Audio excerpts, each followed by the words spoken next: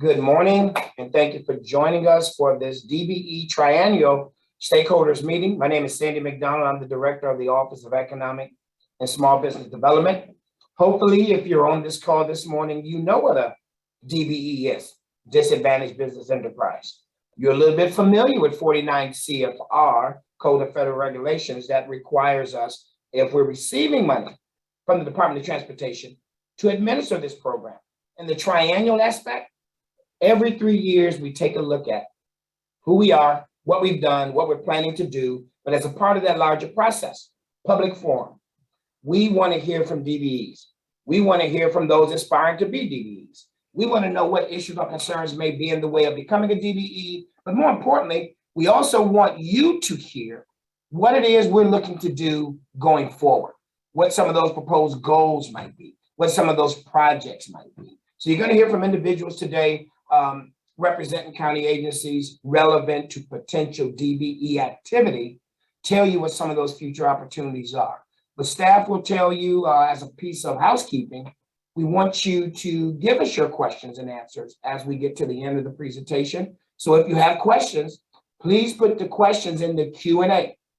Use the chat right now to say hello. Make sure we know, make sure other participants know who you are. So give us a shout out in the chat about who you are. Throughout the presentation, our staff will be giving you information in the chat. But if you have a question, let's see if we can follow those instructions. If you have a question that you want us to receive and answer at the end of the presentation, please put all questions in the Q&A.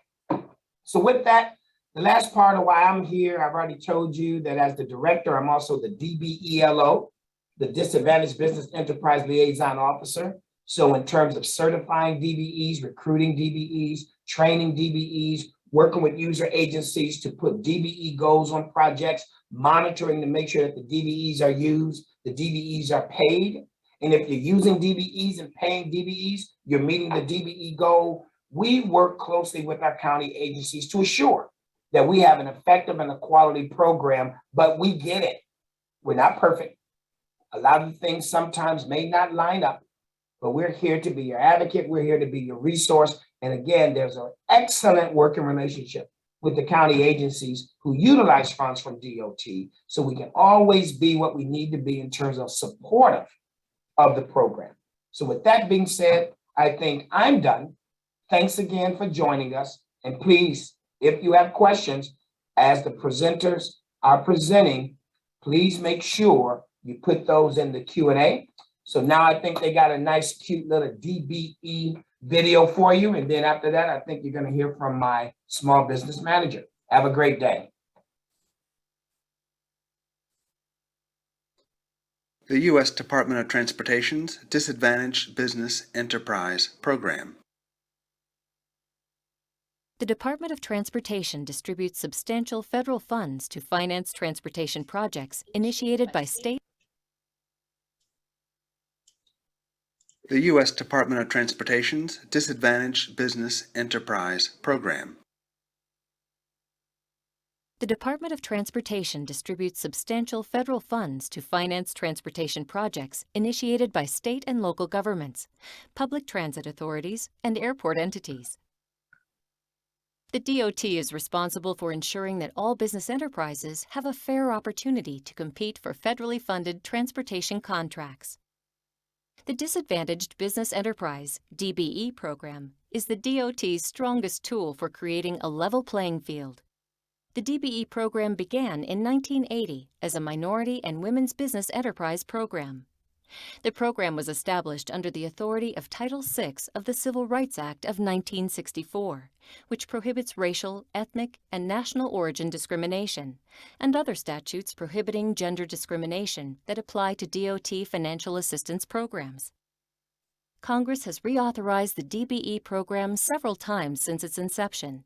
Most recently, Congress established a continued need for the DBE program in the Moving Ahead for Progress in the 21st Century Act. As a condition of receiving federal financial assistance, recipients of funds from the Federal Highway Administration, Federal Aviation Administration and Federal Transit Administration are required to follow the DBE program regulations located in 49 CFR, Parts 26 and 23. The Departmental Office of Civil Rights coordinates the department's oversight of the program. These three operating administrations, FHWA, FAA, and FTA, are primarily responsible for overseeing the day-to-day administration of the program by recipients, providing training and technical assistance, and enforcing compliance. The DBE program remedies ongoing discrimination and the continuing effects of past discrimination in federally assisted transportation contracting markets nationwide. The day-to-day administration of the DBE program is carried out by recipients of federal funds at the state and local level. This includes approximating how much participation is expected from DBEs by setting an annual overall DBE goal that represents the level of participation anticipated absent the effects of present and past discrimination. Recipients must set an overall goal for DBE participation and monitor results to foster non-discriminatory environments and ensure that DBEs have an equal opportunity to compete fairly. The DBE program isn't a quota or set-aside program. Instead, it's based on narrowly tailored goals and participation by prime contractors, subcontractors, and agency partners. Certification of eligible firms is a key component of the DBE program. But what is a DBE? A disadvantaged business enterprise is a for-profit small business. At least 51% of the business is owned by one or more individuals who are both socially and economically disadvantaged. And the management and daily business operations are controlled by one or more of the socially and economically disadvantaged business owners.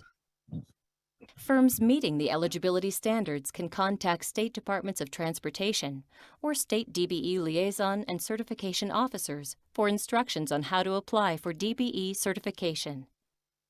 Each state has a unified certification program, UCP, to ensure certification decisions are honored by all recipients in that state.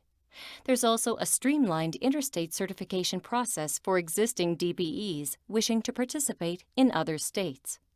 A firm must be certified to be counted toward a DBE goal. To find out more about the DBE program, how to apply to the program, and other useful contacts, visit the DOT website.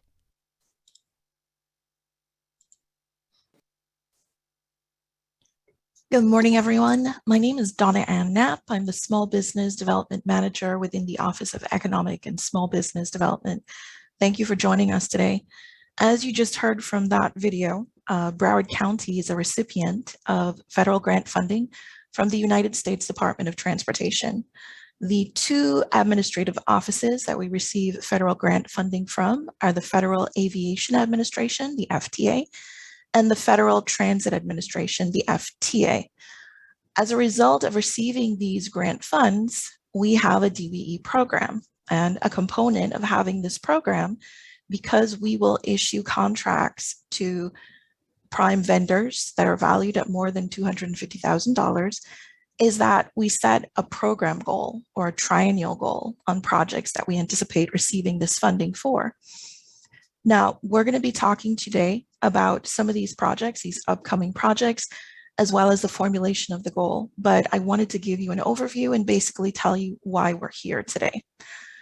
So the purpose of the program is to create a level playing field on which DBEs can compete fairly for these US DOT grant funds and contracts that are being assisted by them.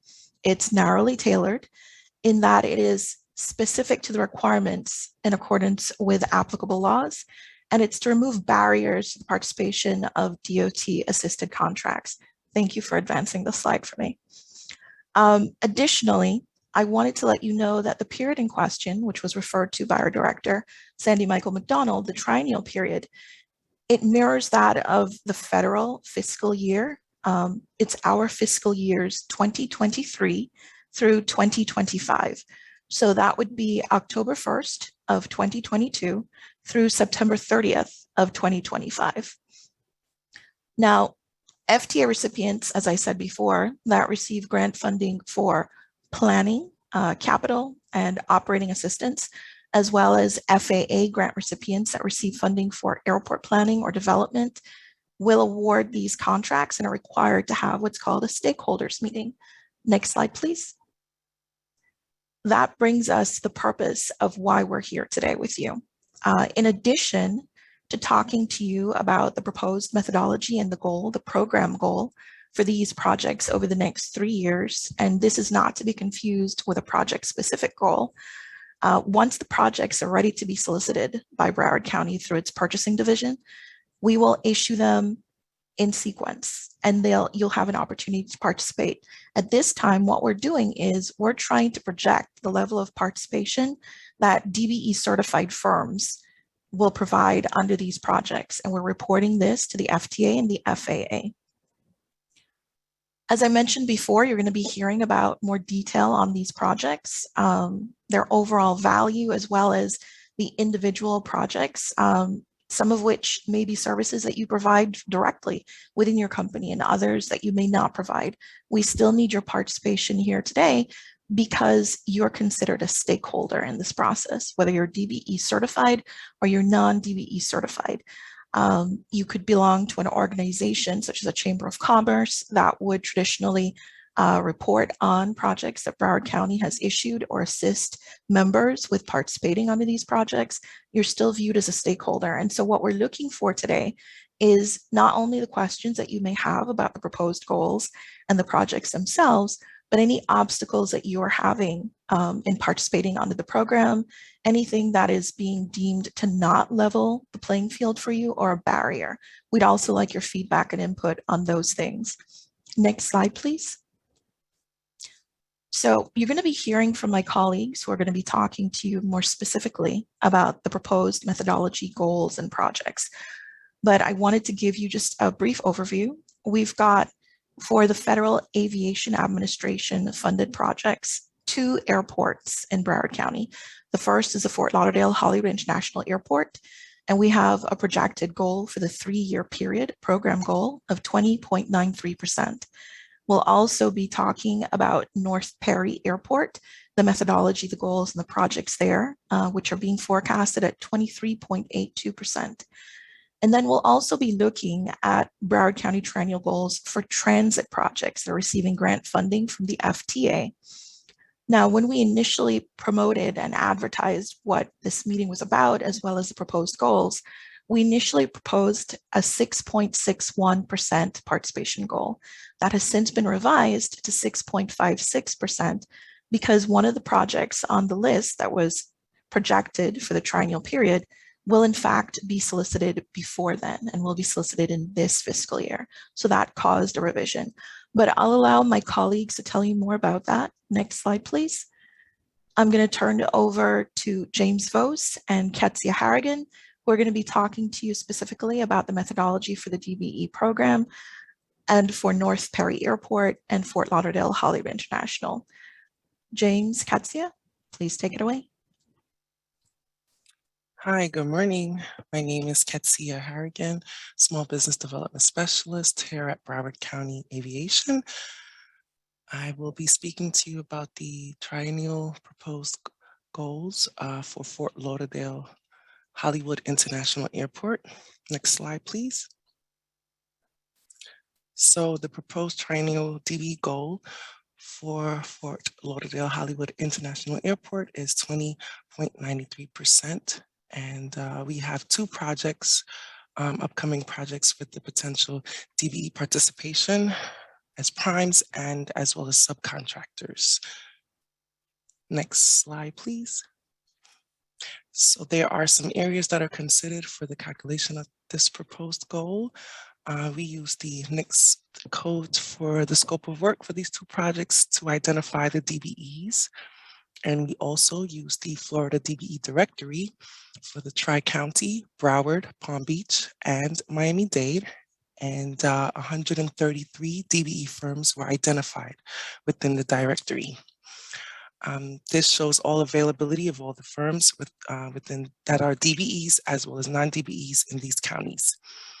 We also use data from the Census Bureau, from the Census Bureau's county business pattern and we came up with 2,484 firms that are identified within the CBP. And I will now let James give you the information for North Perry Airport. My colleague, James. Take it away, James.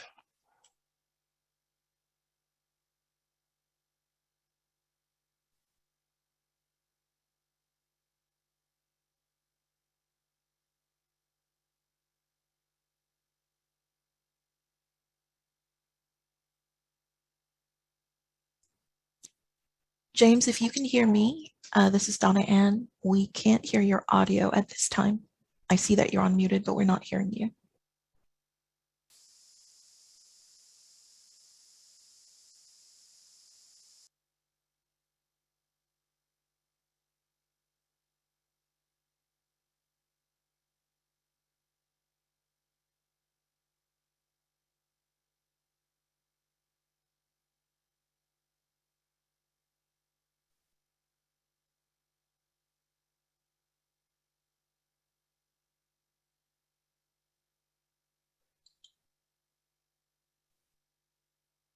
Hi, I think James is having a little bit of technical difficulties. I'll go ahead and present the North Perry. Okay, James is gonna come over to me. Hold on, James is here.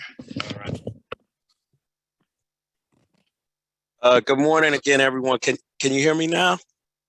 Yes, we can. Yes, we All can. right. Thank you. Good morning. Sorry, Murphy's Law is really kicking in this morning. Again, my name is James Vose, and I'm a small business development specialist here at Aviation. And I am going to talk to you about the triennial goal for, I like to say, Broward County's additional airport, which is the North Perry Airport. Its primary concentration is really the smaller aircrafts, private aircrafts, and business aircrafts. So with that being said, the proposed triennial DBE goal is 23.82%. And that was based off reviewing 4 projects with potential DBE participation. Next slide, please.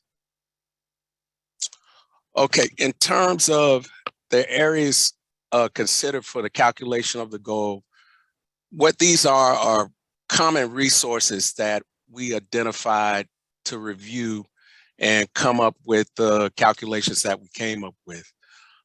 First of all, there were 4 projects that were reviewed based upon the NACIS codes, or North American Industry Classification Codes, which are those common codes that we use to identify the different trades such as electrical, paving, etc. From those codes, we identified the DBEs that can participate.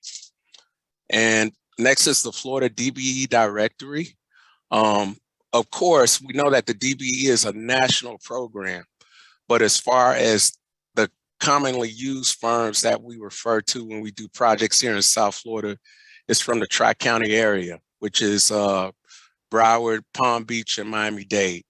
And from those counties, there were 156 DBE firms were identified. Now, the next is the availability of all firms in that universe, meaning all the firms that are in the census area from those counties. And from that number, there are 2,484 firms that we identified. Next slide, please. Okay, so when we come up with these calculations, there's an approach that is used in terms of doing the research to determine the calculation of the overall goal.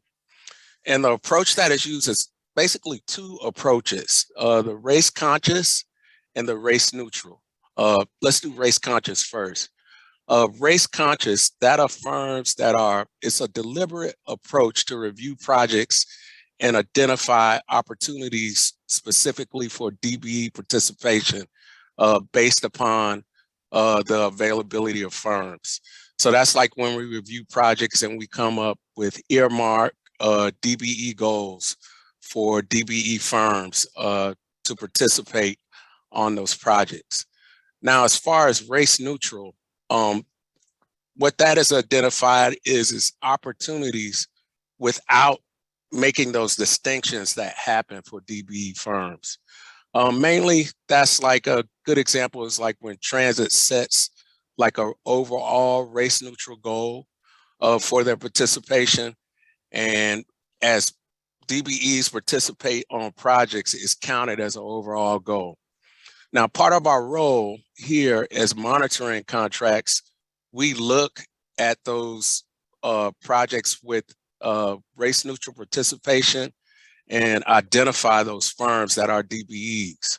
But we also rely on agency project managers from government agencies to help us make those distinctions too, when DBE firms are participating on projects.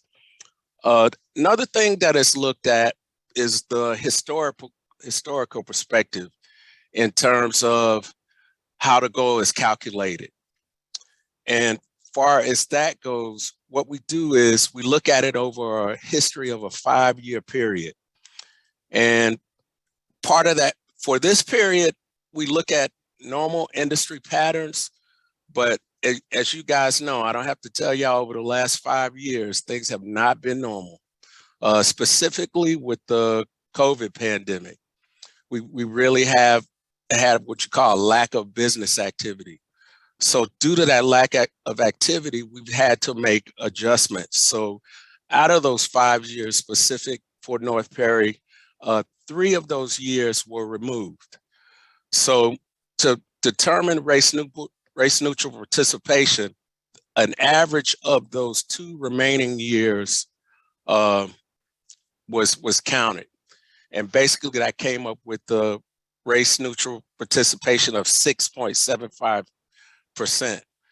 Now, in order to calculate the race conscious portion of that, you have to take that amount minus the overall goal, which is 23.82 minus the 6.75, which it leaves 17.07.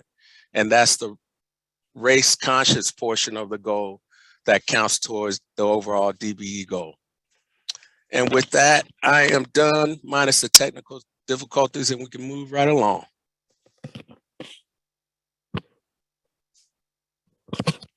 Thank you. At this time, I'd like to ask Gasser Duget from the Broward County Aviation Department to tell us more about these projects over the triennial period for FLL and North Perry.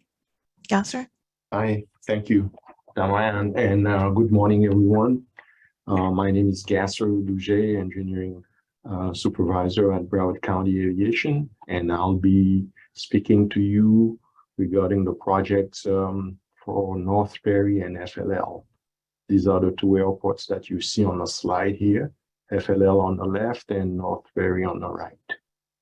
Next slide, please. So the projects for which we anticipate having DBE goals and funding from the FAA for FLL include Taxiway Alpha rehabilitation and Taxi Lane Tango rehabilitation. For HWO, North Perry Airport, we have 4 projects that include a rehab of runway 10 right, 28 left, the mitigation of hotspots 1 and 3, taxiway Mike, taxiway M rehab, and the mitigation of crossings of runway 1 left. Next slide, please. Taxiway Alpha is the most northern taxiway at FLL, and basically it services mainly the FBOs on the north side, and that's the one highlighted in blue. We've done rehab of a portion that is the west portion of the taxiway under a previous project. So this project will take care of the rest of the taxiway. And basically you can see the work categories that will be included under this rehab. We will be milling, paving, doing electrical work, installing markings on the taxiway, and also doing electrical work.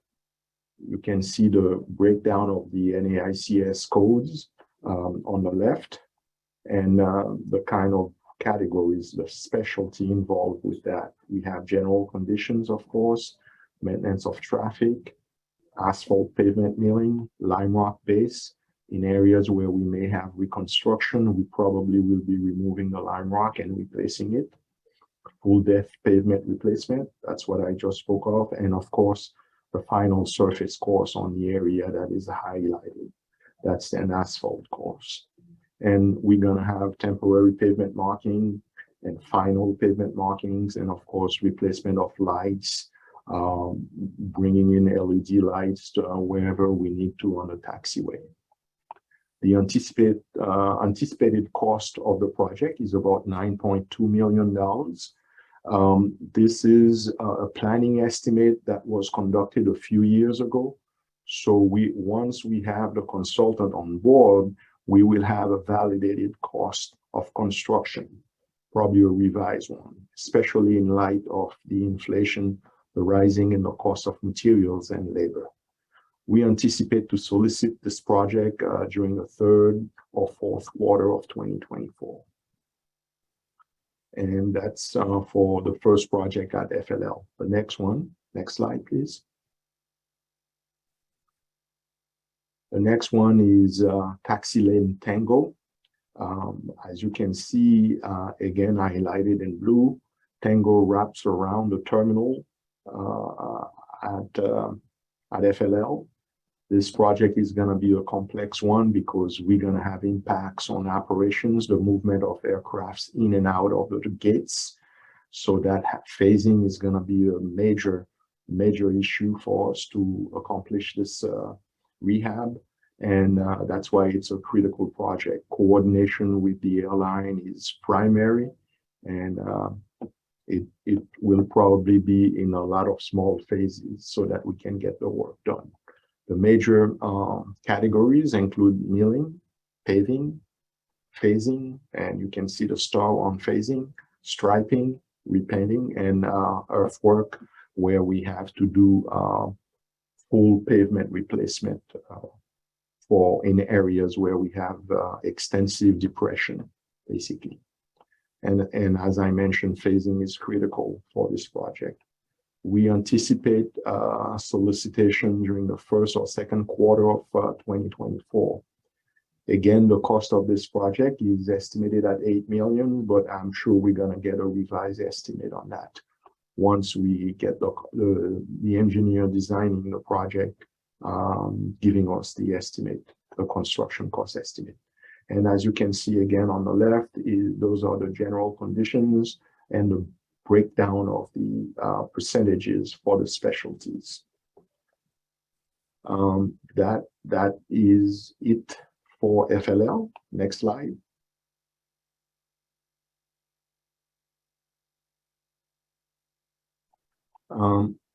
Next slide is at North Ferry, and you heard, I think James Ketsia spoke of FLL, James spoke of North Ferry, and the picture that you see is the future of HW with all the planned rehab coming up for HW.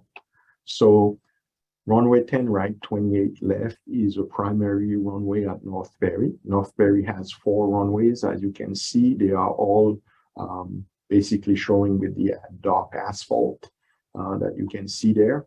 The project of concern is the one highlighted green.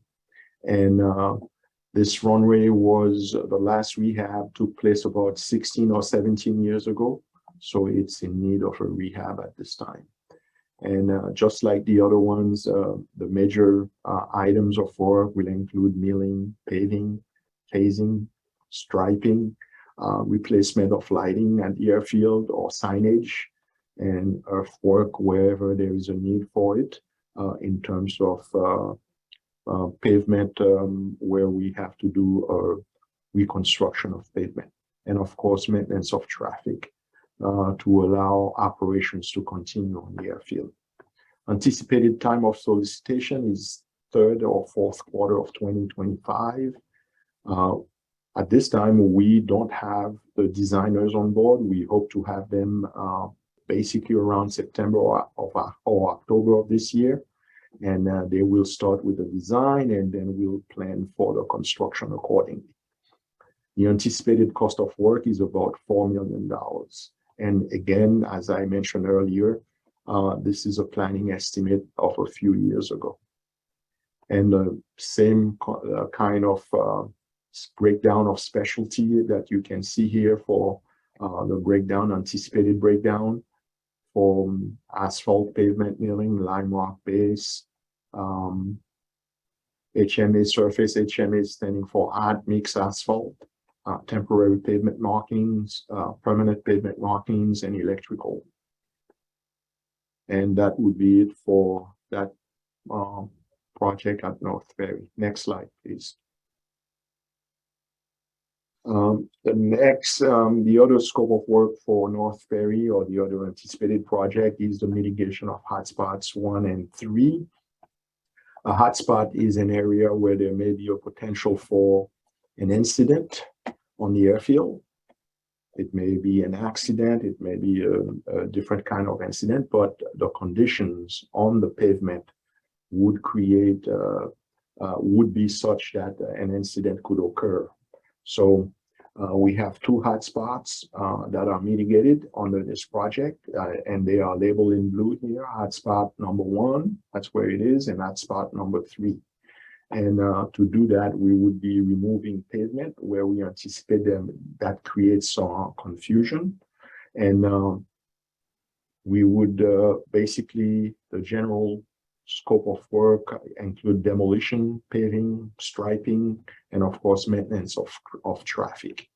Because this hotspot include the runways, phasing is very important for us during that period of construction. Anticipated cost of project is $1.9 million, and we anticipate doing that in early 2025. And you can see the breakdown for the specialty also. Next slide, please. This would be the third project at North Ferry, and it's a taxiway that is parallel to runway 10 right. That's the runway that we spoke of earlier.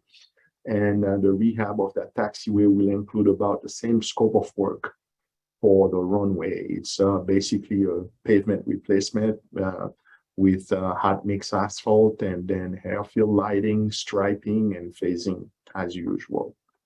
We anticipate soliciting this work around third quarter or fourth quarter of 2025, and the anticipated cost is about $1.5 million, and that's an estimate that is dated a few years also.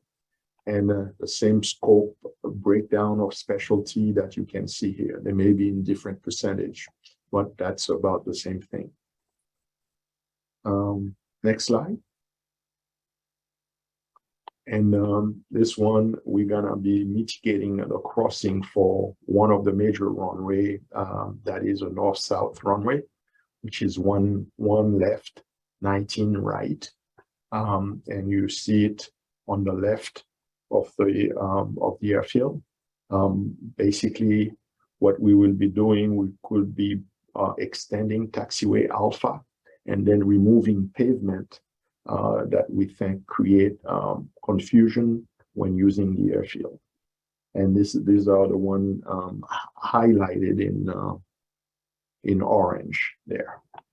And the anticipated solicitation is probably around the third quarter or fourth quarter of 2024. And the cost estimate at this time is about $3.7 million. And it includes demolition, paving, striping, and maintenance of traffic. And you see also the table of the breakdown for the NAICS codes and the specialty. And that's what I have for North Ferry. Next slide, I believe that's it. Thank you. Thank you, Gasser.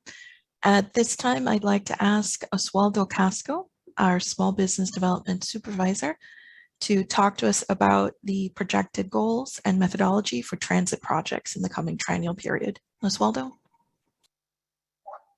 Thank you, Diane. Good morning. My name is Oswaldo Casco. I'm a Small Business Development Supervisor with the Office of Economic and Small Business Development. This morning, I will briefly explain the methodology that we used to get the triennial goal for the transit projects projected to be funded by the Federal Transit Administration and solicited during the triennial period 2023 to 2025. Next slide, please. As mentioned previously by our manager, the Office of Economic and Small Business Development originally evaluated 42 transit projects. The proposed overall goal calculated and advertised on these 42 projects was 60.61%, where certified disadvantaged business enterprises will have the potential opportunity to bid and participate as prime contractors and subcontractors. However, one of the 42 projects was removed because it is going to be solicited and awarded by the purchasing director this summer.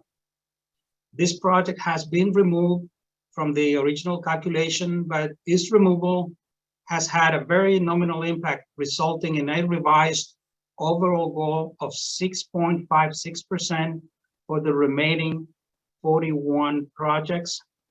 Therefore, the proposed DBE triennial goal on the 41 transit projects that are projected to be solicited between fiscal year 2023 to fiscal year 2025 is 6.56%. Next slide, please. As mentioned by my aviation team, several areas were taken into consideration for the calculation of the DBE triennial goal on these projects. These areas are specifically related to the availability of DBE firms in the Tri-County area and historical DBE participation on past solicited projects by Broward County. Now, to determine DBE availability for the 41 transit projects, this office used the North American Industry Classification System codes for the scopes of work pertaining to all these projects. With these codes, we identified 3,723 certified DBE firms in the Tri-County area who are listed in the Florida Department of Transportation's DBE directory and who can potentially bid on these projects or become DBE contractors or subcontractors. Also, we obtained data from the Census Bureau's county business pattern to assess the availability of DBEs and non-DBEs in the Tri-County area.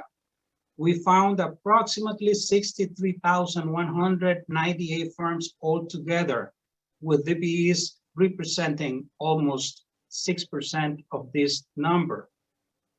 Next slide, please.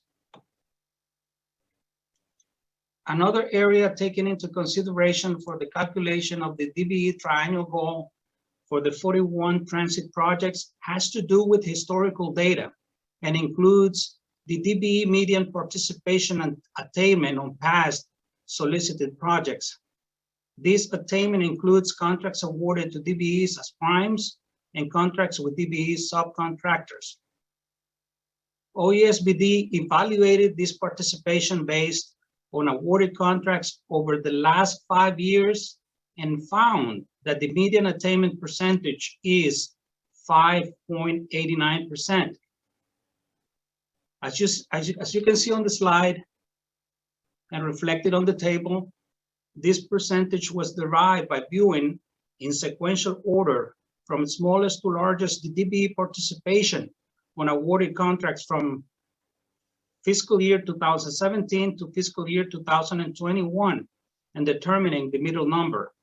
In this case, the DBE median participation attainment for the last 5 years is 5.89%. Next slide, please. Another historical data used for the calculation of the goal is the race neutral attainment on transit projects that were solicited also in the last 5 years. Race neutral refers to contracts that were solicited with no DBE goal requirements and that were awarded to DBE firms. Next slide, please.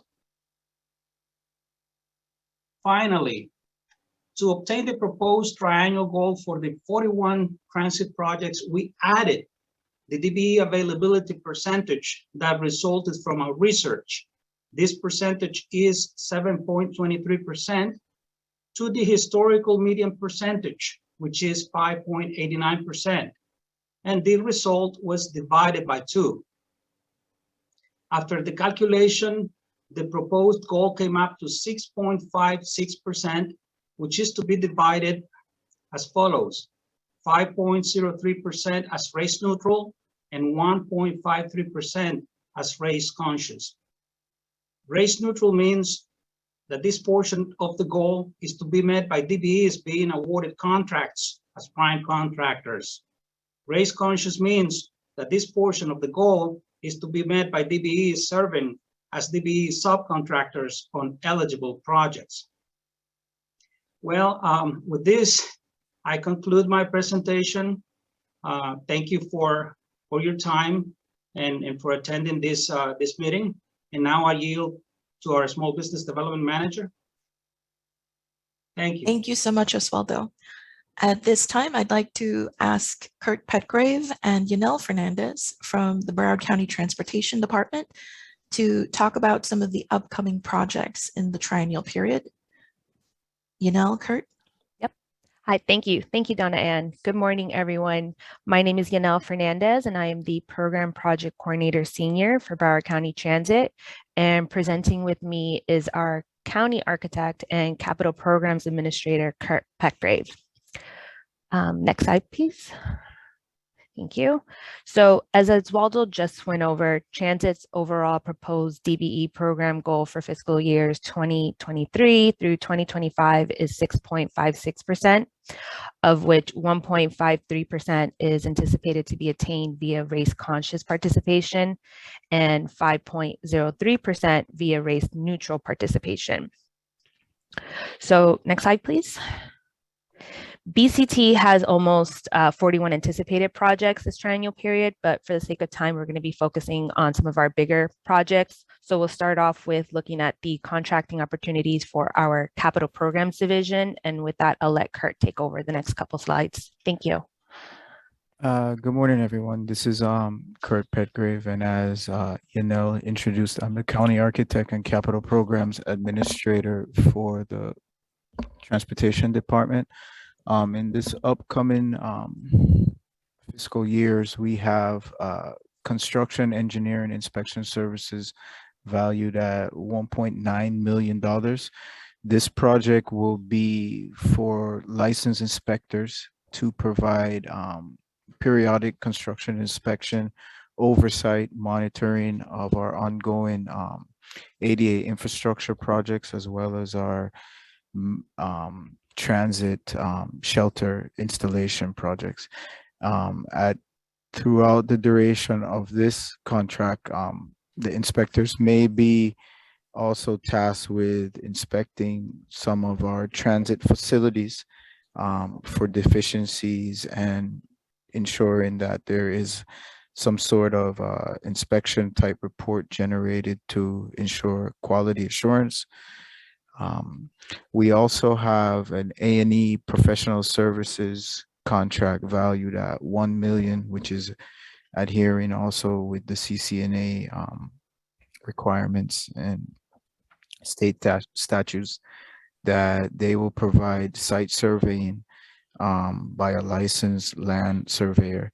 Also project scheduling, cost estimating, professional architectural or engineering, site and infrastructure design to support our ongoing transportation and transit related projects, as well as the design professionals will be tasked with providing construction administration and project support services as we move into construction of those projects that they were tasked with. We also have a major project, and the DBE portion is valued at $17 million, which is to reconstruct our existing West Copans Road operations and maintenance facility.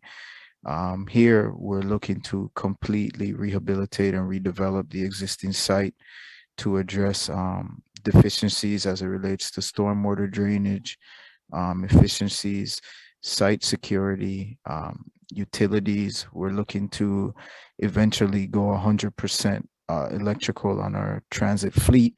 So there's a great deal of electrical infrastructure improvements involved as well. We have, interior build outs that will encompass drywall, insulation, CMU, reinforced concrete, as well as structural steel and precast. And also we'll be looking to have licensed roofers where we have the new buildings on site. Next slide, please. We also have a miscellaneous transit infrastructure improvement. Again, and this is for architectural and engineering services to again support our many projects that we have ongoing in transportation and department and transit. And this contract is valued at $1 million. And then on the construction side, we also have a bus stop infrastructure improvement project that's valued at $1.3 million for DBE participation, which will involve replacement of existing bus stop signs, also addressing where we have conflicts on site where maybe there was a bus stop sign that was hit and needs to be removed for safety, as well as there could be some coordination with our highway construction and traffic engineering division as it relates to some of that infrastructure. Also replacing of asphalt pavement, infrastructure, ADA connection, sidewalks, bus stop landing pads, some landscape improvements, as well as irrigation that touches our bus stops. Where there's utility coordinations required, there would also be a part of their scope of work on the construction side, as well as existing transit shelters evaluations. Next slide, and here I'll turn it back over to Yanel. Awesome. Thank you so much, Kurt. So next is Transit Service and Strategic Planning Division. And for this triennial period, they have one major DBE project, which is the automatic passenger counters. And these counters are hardware devices that are placed on our transit buses to count the number of passengers who are boarding and getting off the bus at a given location. This contract's anticipated to be advertised by the end of this year. And it's budgeted for $315,000. The work to be included in this contract is the purchase of software and hardware, installation of the hardware on the transit vehicles, maintenance and support services, as well as training to BCT staff. Next slide. So our operations division contracting opportunities include our bus midlife overhaul rehab program, and this is anticipated to be advertised by the fall of this year, so soon, and it's budgeted for $7.4 million.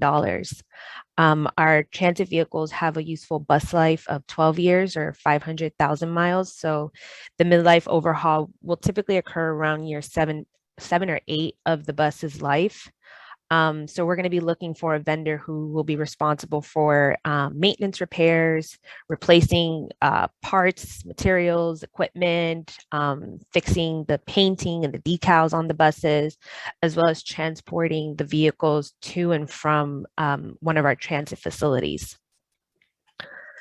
Next, we have preventative maintenance, parts and supplies, and this is primarily for the purchase of bus parts and materials for our transit buses, and that includes new original equipment manufacture, rebuilt, and aftermarket parts. And we currently have a contract in place, but we will be going out for bid in the spring of 2024.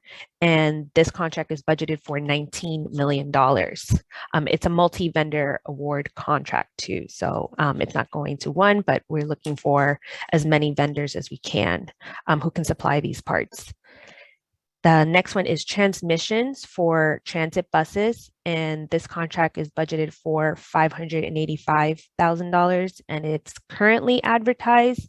It may have already closed, and if it did and you weren't able to submit a response, we will be re-advertising this again in the spring, summer of 2025. And the work for this contract includes the purchase of new and remanufactured transmissions, transmission repairs, buying replacement repair parts, and as well as transmissions and rebuilds. Next slide, please. We also have bus tire leasing, which is budgeted for $9.5 million. And this is anticipated to be put out for bid winter of 2024. And this one's pretty self-explanatory. We need tire dealers to provide tire leasing and full services for our transit buses.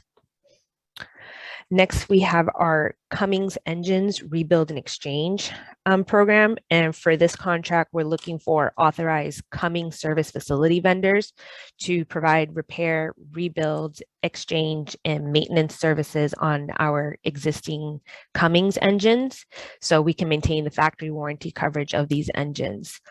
This is anticipated to be advertised fall of this year, and it's budgeted for $13.5 million.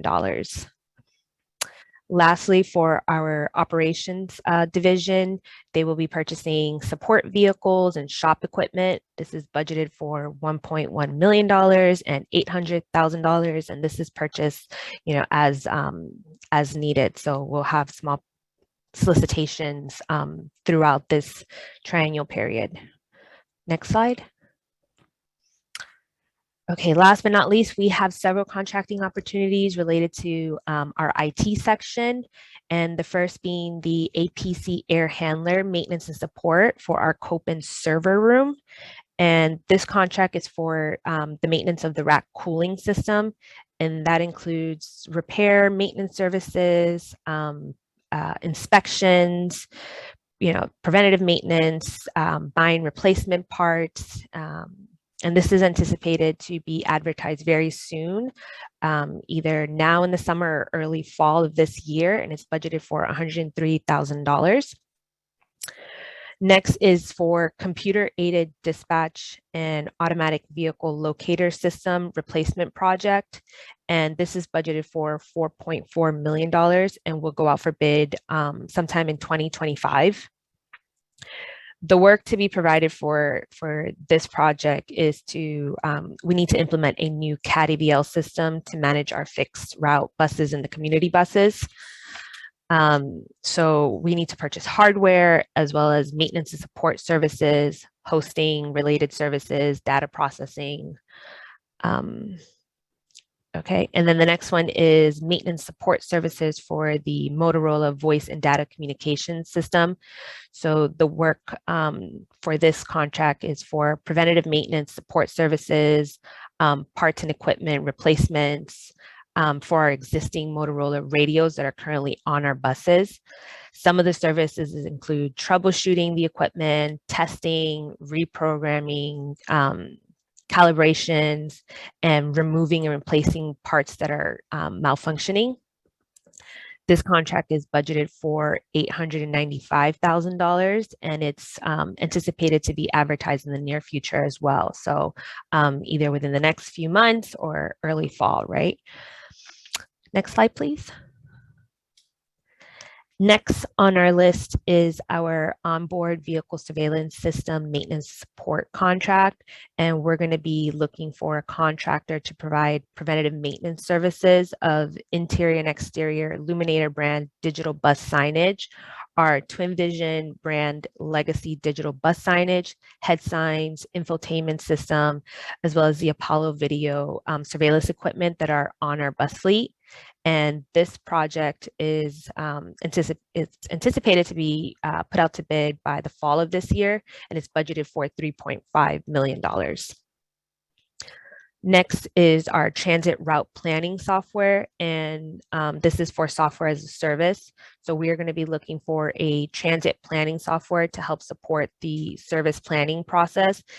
And that includes a software system that's going to let our planners to design transit networks and support their entire planning process, from temporary detours, regular service changes, to complete system redesigns. And this RFP should be advertised by early next year, we're looking at, and it's currently budgeted for $246,000.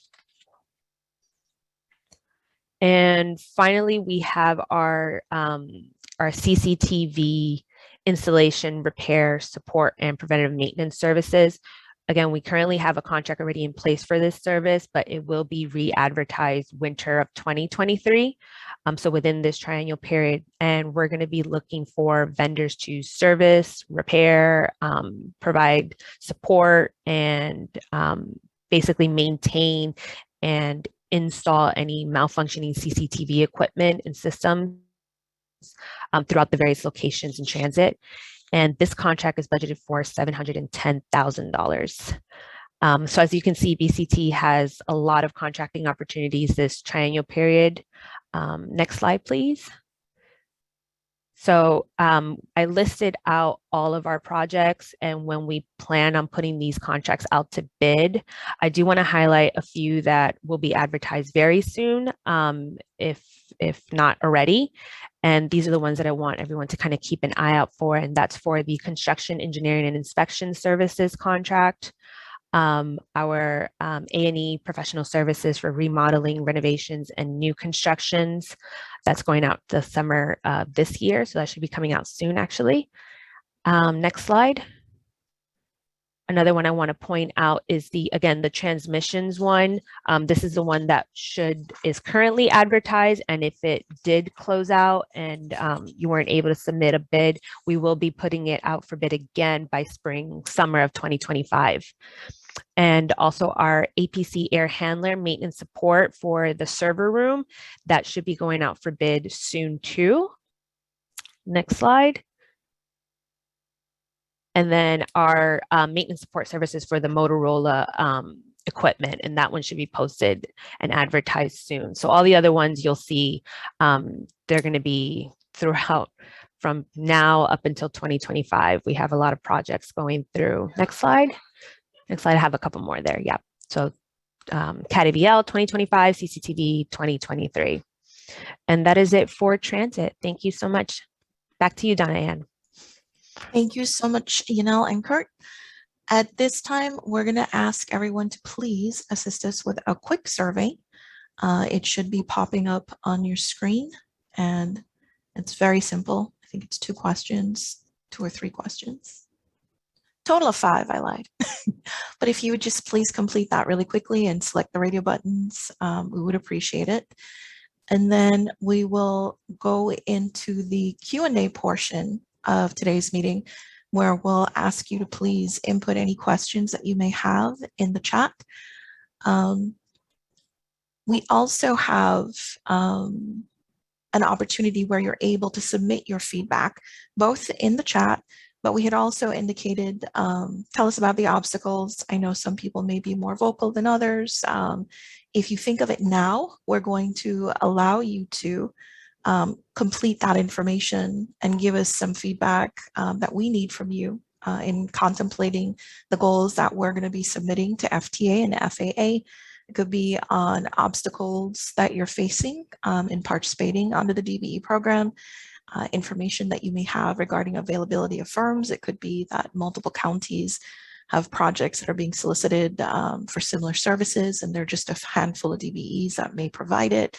You know, whatever that you think is useful information for us to know, as well as any discrimination in the program that you've been experiencing. We need this feedback as well. So, Bonetta, if you're able to, would you be able to launch that portion, that survey? So this is for direct feedback regarding the program itself and any obstacles, and you'll be able to respond throughout the remainder of our meeting. But I wanted to let you know too, you can also enter information in the chat. So we're collecting it both ways.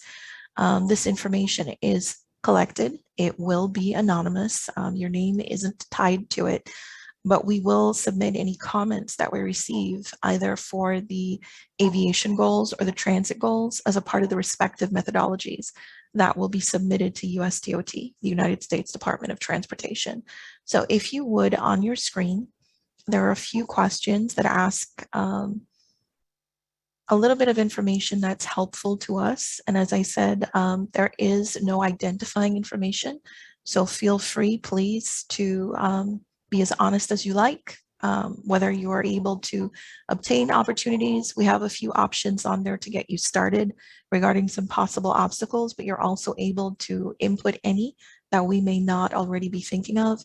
And we also invite you, if you have any specific questions about the proposed goals, about the projects themselves, about the process, you can enter those in the chat. So we've got those going simultaneously. Great, Donna, and the first survey has closed and the DBE Triennial survey is launched now. And we have a few questions in our Q&A area. The first question comes from Dijon Construction. Is there any rebar, mesh, concrete in this project? I was the provider on the 9R27L for rebar and labor. Gasser, that sounds like a question for you. Yes, I think you probably provided rebar and concrete for dock banks and this kind of thing. But at this time, yeah, there may be a dock bank to be placed or replaced. And that's where we're gonna have the concrete included. Otherwise, the runway itself is an asphalt runway. Thank you, Gasser. The next question comes from Angela Booker. To increase the number of DBE firms, prime contractors, do you encourage or solicit projects that require a JV with a DBE firm? This would allow DBEs to grow into prime contractors. This would also increase your participation numbers. I'll go ahead and I'll start that response off.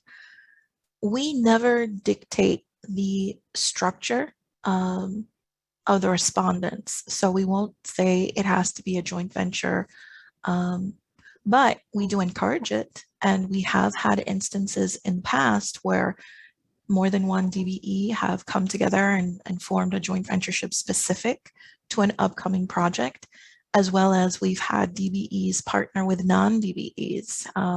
I will say one of the advantages, as you said, was it offers not only experience in working side by side, but provided the DBE is performing what we refer to as a commercially useful function, is actually fulfilling a role needed under the project and operating and controlling its own forces and handling that portion of the project. It is a more surefire way under a joint ventureship to meet that commitment, provided both or all firms in the joint ventureship are performing their committed roles.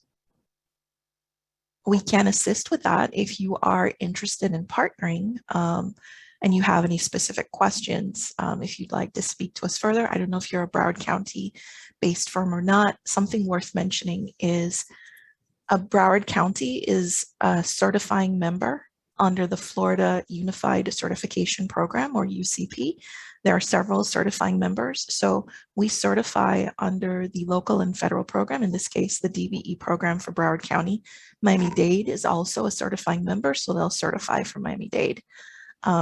If you are an entity that is outside of the state of Florida, you can also participate under DBE funded contracts within the state of Florida by, I think it was indicated in the video as well, submitting an interstate application, interstate certification application.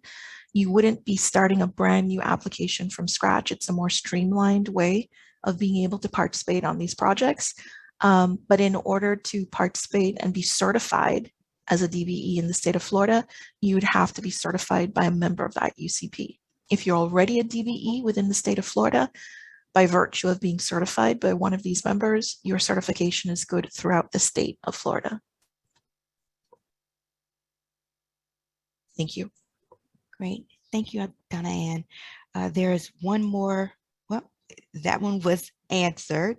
The gist of it was about certification, but I believe Oswaldo answered it in the Q&A. There are no remaining open questions in our Q&A area at this time. Pam, were you able to see any questions in the chat area? We are good, I think. Oh, wait, I do see one. Jay Stubby is asking, where can I get the requirements for certification for state DBE? And then somebody else is asking if we could just reopen the survey up so they can get a response in there.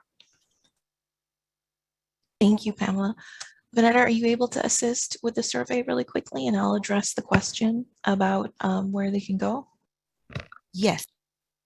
Thank you. So by virtue of being a certifying member of Florida's UCP, if the certification in question was for the state of Florida, all the UCP members use the same certification application under the federal program.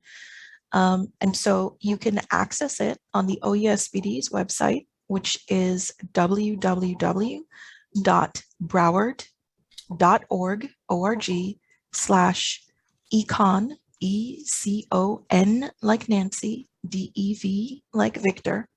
Again, that's broward.org/econ-dev. It's short for economic development. And if you click under small business, or actually there is a radio button on the front page for the OESBD website for this public forum and the Triennial goal. If you click on that, it takes you to a page where there's a notice for this meeting. And then it's got a table right below for the qualifications, requirements, and the application itself. So that's one way you can access it on the OESBD website. Pam or Vanetta, if you're able to assist me by plugging in our website in the chat so that they can have it, thank you so much.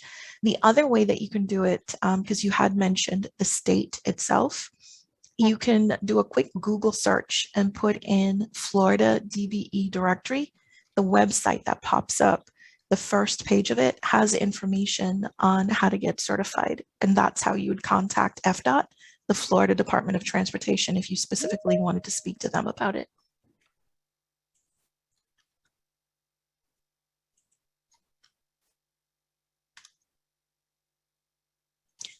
Thank you, Pam. Hopefully that answered your question. And Pam did put it in the chat. Wonderful. The survey has been relaunched for those who still wanted to take the survey.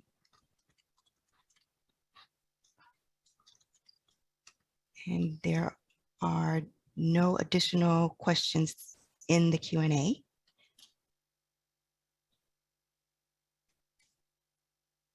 Thank you, Vanessa. And we are good on the chat. Thank you so much. So on the slide in front of everyone, in case something comes to mind after you leave our meeting, you are still able to submit your feedback. It will take you to the same survey that is on your screen right now. If you think of anything that you'd like to relate to us regarding obstacles, availability of DBEs, any information that we need to know, any questions that you may have, you can do so through the SurveyMonkey link on your screen, as well as the QR code that's on your screen as well. And we'll be able to access those. I just want to give another opportunity if there are any additional questions.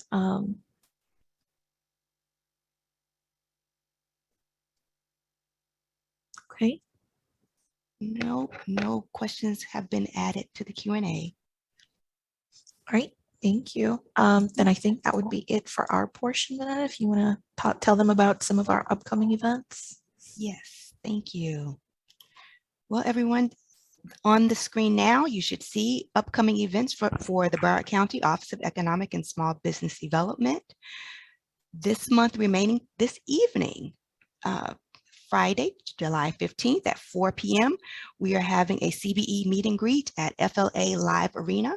It's over in the city of Sunrise where the Florida Panthers have their game. So if you are able to, please come out and join us and learn about the opportunities for CBEs. The next event for next week, Wednesday, July 20th at 11 a.m., You're Certified Now What? That workshop is for businesses who are recently certified so they can find out what things they can do to maximize their certifications. The next event for next week is Thursday, July 21st at 12:30 p.m. SOAR Loan Fund FAQs. It's a virtual workshop in collaboration with NBC. You can register now at our Eventbrite page, bcoesbd.eventbrite.com, or you can visit broward.org/econdev and find out more about all of our upcoming events. Thank you so much for your interest in today's event. A big thank you to all our presenters, and for those of you that came out to learn more about our forecasted triennial goals and projects. Thank you so much, everyone. Enjoy the rest of your day. Bye-bye. Yeah, take care.